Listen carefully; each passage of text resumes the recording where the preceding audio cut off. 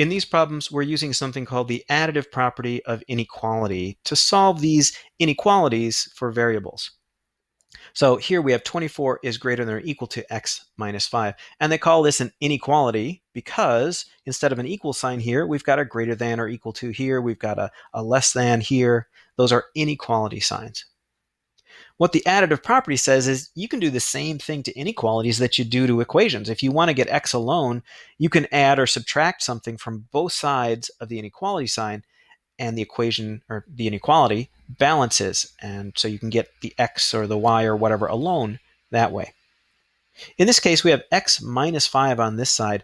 I want to get rid of that minus 5. I can do that by doing the opposite of minus 5, which is plus 5. But I have to do it to both sides of the inequality. So we'll add 5 to both sides.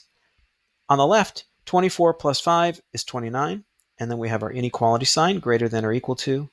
And then x minus 5 plus 5 is just x. So it looks like we've solved that. 29 is greater than or equal to x. The only difficulty here is that typically we write these inequalities with the variable, then the inequality sign, then the number. So we need to kind of read this backwards. If I was reading this backwards, this would say x is less than or equal to 29. So I'd write it like this.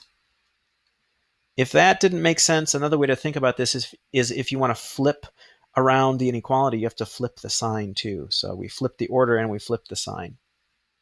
All right, let's look at this next one. It says y plus 5 is less than 11. The additive property of inequality covers subtraction too, because subtraction is really just adding a negative number. To get y alone here, I just need to subtract 5 from both sides. So y plus 5 minus 5 is just y. And 11, well, we've got our inequality sign. And then 11 minus 5 is 6. And that's it. We're done. Y is less than 6.